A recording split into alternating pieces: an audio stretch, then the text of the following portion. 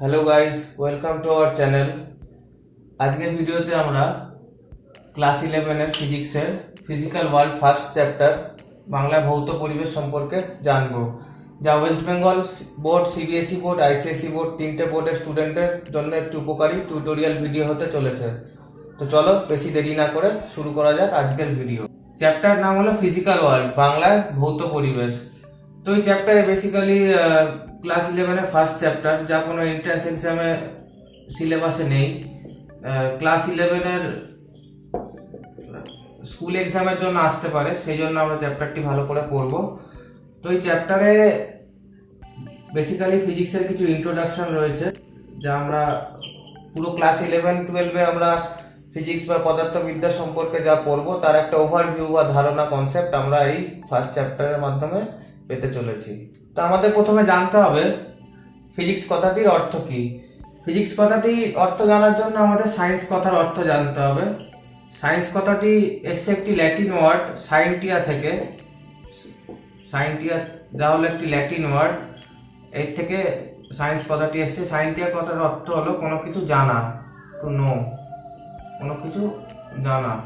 তো সেই থেকে এই সায়েন্স কথাটি এসছে, তার থেকেই ফিজিক্স এসছে। তো আমরা ফিজিক্স কথার অর্থ জানলাম। এবার আমাদের রিয়েলিটিতে বা বাস্তবে যা কিছু হয় সব কিছুই ফিজিক্সের সাথে রিলেট করা যায়। সেই থেকে physics is about nature, physics is about chemical, physics is about life. অর্থাৎ আমাদের বাস্তবে আমাদের চারপাশে যা কিছু ঘটে সব কিছুই আমরা ফিজিক্সের সাথে রিলেট করতে পারি। ফিজিক্সের একটা রুল আছে যেটা ডায়নামিক। ডায়নামিক কথার অর্থ হলো যা স্ট্যাটিক নয়। স্ট্যাটিক নয়। স্ট্যাটিক কথার অর্থ কি? স্ট্যাটিক কথার অর্থ হলো স্থির। এক্ষেত্রে আমরা একটা এক্সাম্পল হিসেবে ধরে নিতে পারি, যেমন প্লুটোকে আগে গ্রহের মধ্যে মানা হতো, কিন্তু সময়ের সাথে সাথে প্লুটোকে গ্রহের নাম থেকে বাদ দিয়ে দেওয়া হয়েছে। অর্থাৎ সময়ের সাথে সাথে গবেষণা বদলেছে, থিওরি বদলেছে, সেই থেকে প্লুটোকে গ্রহের নাম থেকে বাদ দিয়ে দেওয়া হয়েছে। সেই অর্থেই ফিজিক্সকে আমরা ডায়নামিক বলতে পারছি।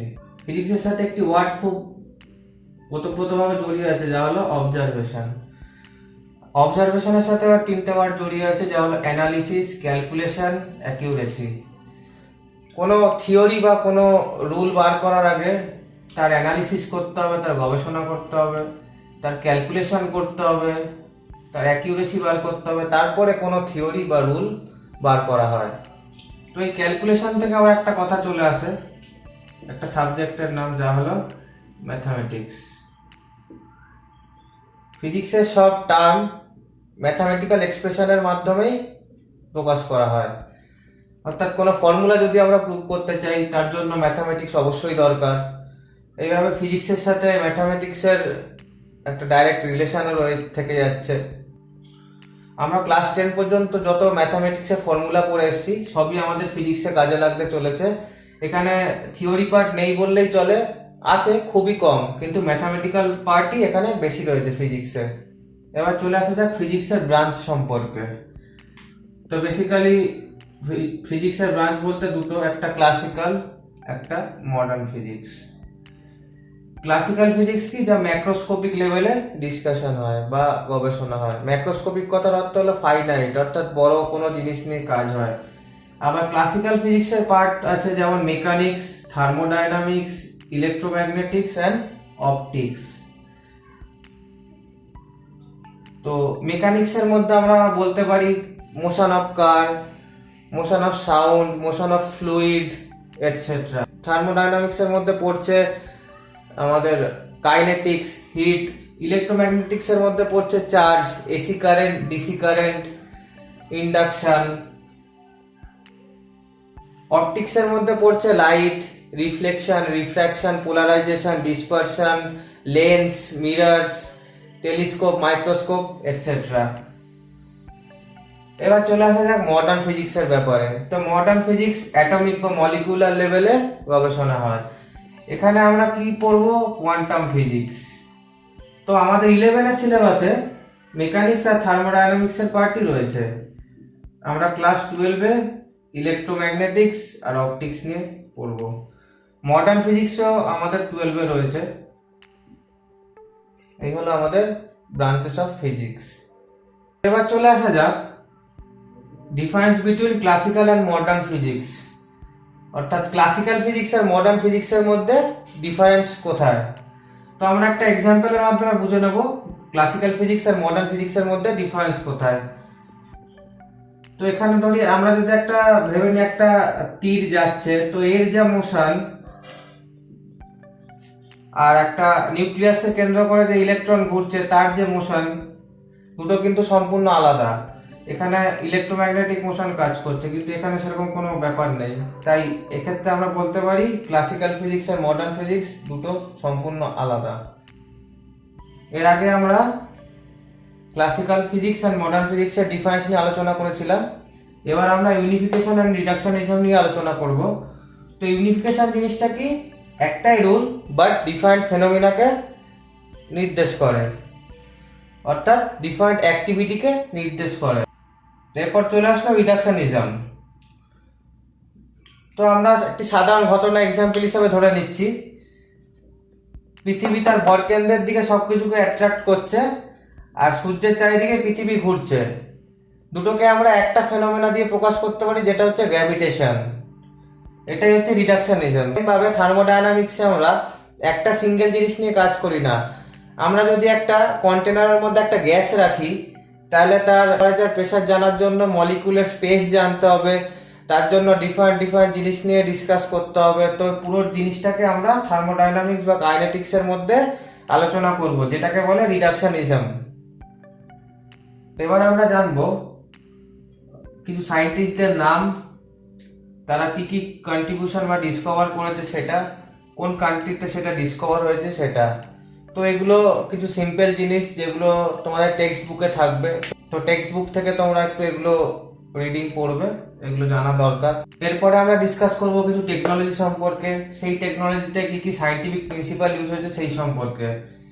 তো আমরা এখানে এক্সাম্পল হিসাবে কিছু ধরে নিয়েছি, যেমন ফার্স্টে আছে স্টিম ইঞ্জিন, এখানে কি সায়েন্টিফিক প্রিন্সিপাল ইউজ হয়েছে, লস অফ থার্মোডায়নামিক্স। সেকেন্ডে আছে রেডিও টিভি, এখানে কি সায়েন্টিফিক প্রিন্সিপাল ইউজ হয়েছে, প্রোপাগেশন অফ ইলেকট্রোম্যাগনেটিক ওয়েভস। এরপর আছে কম্পিউটার, এখানে কি সায়েন্টিফিক প্রিন্সিপাল ইউজ হচ্ছে, এখানে ডিজিটাল লজিক ইউজ হচ্ছে। এগুলোই টেক্সট বুকে রয়েছে, এগুলো তোমরা একটু রিডিং করে নেবে, এগুলো জানা দরকার। তো এরপরে আমরা আলোচনা করব কিছু ফান্ডামেন্টাল ফোর্স সম্পর্কে। তো প্রথমেই আসছে গ্র্যাভিটেশনাল ফোর্স, যার relative strength 10⁻⁻13, range infinite, nature attractive. এরপর চলে আসে যাক উইক নিউক্লিয়ার ফোর্স সম্পর্কে, যার relative strength 10⁻⁻13, range very short, neither attractive নর রিপালসিভ।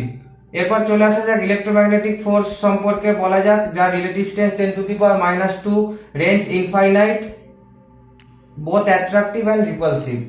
এরপর চলে আসা যাক স্ট্রং নিউক্লিয়ার ফোর্স সম্পর্কে, যার রিলেটিভ স্ট্রেংথ 1, রেঞ্জ শর্ট, ফোর্সের নেচার অ্যাট্রাকটিভ। তো এবার আমরা আলোচনা করব গ্র্যাভিটেশনাল ফোর্স সম্পর্কে। সাপোজ দুটো অবজেক্ট নিলাম যাদের মাস m1 আর m2, এদের মাঝখানে distance d, so the forces is given by Newton's law of gravitation. They are directly proportional to product of mass, that is inversely proportional to square of distance between them. Therefore F equals to একটা constant ধরলাম c, m1 m2 divided by distance square, where c equals to constant, c এর value 6.67 into 10⁻⁻11 newton metre square per KG square. তো এবার আমরা আলোচনা করব electromagnetic force সম্পর্কে। তো এখানে দুটো লাইক চার্জ যদি হয় তাহলে রিপেল করবে, একটা আনলাইক চার্জ একটা লাইক চার্জ হলে অ্যাট্রাক্ট করবে। এটা আমরা সবাই জানি, আমরা আগেও ক্লাসে পড়েছি, ক্লাস 9-10-এ। তো এটাই হলো ইলেকট্রোম্যাগনেটিক ফোর্স। তো এবার আলোচনা করা যাক স্ট্রং নিউক্লিয়ার ফোর্স সম্পর্কে। একটা অ্যাটমের মধ্যে নিউক্লিয়াস থাকে, প্রোটন থাকে। তো প্রোটন লাইক চার্জ হওয়ায় আমরা জানি সাধারণত লাইক চার্জ রিপেল করে, কিন্তু এর ভেতরে এমন একটা ফোর্স কাজ করে যার জন্য প্রোটন রিপেল না করে অ্যাট্রাক্ট করে, যার জন্য অ্যাটমের মধ্যে প্রোটন আটকে থাকে, বাইরে বেরিয়ে আসে না। তো এই ফোর্সটাকেই বলে স্ট্রং নিউক্লিয়ার ফোর্স, যার জন্য প্রোটন অ্যাটমের ভেতরে আবদ্ধ হয়ে রয়েছে। তো এবারে আমরা আলোচনা করব উইক নিউক্লিয়ার ফোর্স সম্পর্কে। তো এটা রিসেন্ট ডিসকভার হয়েছে, যার সম্পর্কে কিছুটা আমরা ক্লাস 12-এ পড়বো। তো চলো কিছু বেসিক জেনে নেওয়া যাক। রেডিও অ্যাক্টিভ এলিমেন্টস থেকে আলফা বিটা গামার মতো কিছু রশ্মি বেরোয়। তো এখানে ধরে নেওয়া যাক এখান থেকে বিটার এমিশন হচ্ছে। তো এখানে বিটা বলতে বেসিক্যালি ইলেকট্রন। তো এখানে ইলেকট্রনের সাথে সাথে আরো একটা জিনিস বেরোয় যেটাকে বলা হয় নিউট্রিনো। নিউট্রিনো বেরোনোর একমাত্র কারণ হচ্ছে এই উইক নিউক্লিয়ার ফোর্স। এই উইক নিউক্লিয়ার ফোর্সের কারণে যখন কোনো রেডিওঅ্যাক্টিভ এলিমেন্টসের এমিশন হয় তার ভেতর থেকে নিউট্রিনো বেরিয়ে আসে, এটাকে বলা হয় উইক নিউক্লিয়ার ফোর্স। তো আরো কিছু ফোর্স আছে যেগুলো সম্পর্কে আমরা আলোচনা করব, যার মধ্যে প্রথমে আছে ফ্রিকশন, বাংলায় বলে ঘর্ষণ। এরপরে আছে স্প্রিং ফোর্স, স্প্রিংকে দুদিক থেকে টানলে তার মাঝখানে যে ফোর্স সৃষ্টি হয় সেটাকে স্প্রিং ফোর্স বলছি আমরা। এরপর চলে আসা যাক ফোর্স অফ টেনশন। ধরলাম কোনো জিনিসকে একটা দড়ি দিয়ে আমরা ঝুলিয়ে রেখেছি। তো এখানে এই জিনিসটার ওয়েট আছে যেটা নিচের দিকে প্রেসার ক্রিয়েট করছে, আর আমরা যে দড়িটা দিয়ে জিনিসটাকে ঝুলিয়ে রেখেছি তার মধ্যে যে দড়িটার মধ্যে যে পার্টিকেল গুলো আছে সেগুলো জিনিসটাকে টেনে ঝুলিয়ে রাখতে সাহায্য করছে। এই জিনিসটাকেই বলছি আমরা ফোর্স অফ টেনশন, যাকে টি দিয়ে ডিনোট করা হয়। এরপর চলে আসা যাক নর্মাল ফোর্স, সাধারণ যে ফোর্স সম্পর্কে আমরা এতদিন জেনে এসেছি। কোনো একটা বডি আমরা যদি মাটির ওপর রেখে দিই বা কোনো সারফেসের ওপর রেখে দিই, সেই বস্তুটা নিচের দিকে একটা ভর প্রয়োগ করবে, যেটাকে আমরা ডাব্লিউ দিয়ে ডিনোট করলাম। আবার গ্র্যাভিটেশনের জন্য উপর দিকে একটা ফোর্স ক্রিয়েট হচ্ছে, যেটাকে আমরা আর দিয়ে ডিনোট করেছি। তো এই ফোর্সগুলো সম্পর্কে আমরা আগেও জেনেছি। আমরা নেক্সট চ্যাপ্টারে এই ফোর্সগুলো সম্পর্কে আরো ডিটেলে জানবো। তো এবার আমরা আলোচনা করব ভেরিয়াস কনজারভেশন অফ লস, যার মধ্যে প্রথমে আছে মাস, তারপর এনার্জি, তারপর চার্জ, তারপরে আছে মোমেন্টাম। মোমেন্টামের আবার দুটো পার্ট আছে, অ্যাঙ্গুলার মোমেন্টাম, লিনিয়ার মোমেন্টাম। তো প্রথমে বলা যাক মাস সম্পর্কে। Mass can neither be created not be destroyed. Energy can neither be created not be destroyed, can change one form to another form. Same for charge also. Charge can neither be created nor be destroyed, can be converted from one system to another system. তো আমরা ধরলাম একটা glass rod, যাকে আমরা একটা সিল্কের কাপড়ের উপরে ঘষলাম, তাহলে এই গ্লাস রড থেকে কিছু ইলেকট্রন সিল্কের কাপড়ে চলে যাবে, বা সিল্কের কাপড় থেকে কিছু ইলেকট্রন গ্লাস রডে আসবে। এটাকেই আমরা চার্জের জন্য ধরে নিলাম। তো এবার আমরা আলোচনা করব মোমেন্টাম সম্পর্কে। মোমেন্টামের দুটো পার্ট আগেই বলেছি, লিনিয়ার মোমেন্টাম, অ্যাঙ্গুলার মোমেন্টাম। তো লিনিয়ার মোমেন্টাম কি? The linear momentum of the system remains constant when the net external force is zero. অর্থাৎ যদি আমরা ধরে নিই দুটো বডির মধ্যে কলিশন হচ্ছে, দুটো বডির মধ্যে যদি কলিশন হয়, বাইরে থেকে যদি কোনো এক্সটার্নাল বল প্রয়োগ করা না হয়, তাহলে কলিশনের আগের যে মোমেন্টাম ছিল প্লাস কলিশনের পরের যে মোমেন্টাম, দুটো সবসময় সেম থাকবে। সেটাই লিনিয়ার মোমেন্টামের ক্ষেত্রে বলা হয়েছে। সেম ফর অ্যাঙ্গুলার মোমেন্টাম, শুধু এখানে আমরা ফোর্সের জায়গায় টর্ক কথাটি ব্যবহার করছি। তো এই ফোর্স আর টর্ক সম্পর্কে অনেক বিস্তারিতভাবে আলোচনা আমরা ফিজিক্সের নেক্সট চ্যাপ্টারগুলোতে করব। তো আমরা ক্লাস 11-এর ফিজিক্সের ফার্স্ট চ্যাপ্টার এখানে শেষ করলাম। আশা করি তোমাদের ভালো লেগে থাকবে। খুব সাধারণ ভাষায়, সহজ ভাষায় বোঝানোর চেষ্টা করলাম। যদি আরো কোনো কিছু জানার থাকে বা কোনো মন্তব্য থাকে তাহলে কমেন্টে অবশ্যই জানিও। চ্যানেলটিকে অবশ্যই সাবস্ক্রাইব করো, নিজেদের বন্ধুদের মধ্যে শেয়ার করো, ফিজিক্সের নলেজ আরো বাড়াও। ফার্স্ট চ্যাপ্টারগুলো ভালো করে পড়ো, বেসিকগুলো ভালো করে আগে জানো। আমরা এর পরের ভিডিওতে আরো ডিটেলে আরো অন্য চ্যাপ্টার সম্পর্কে আলোচনা করব।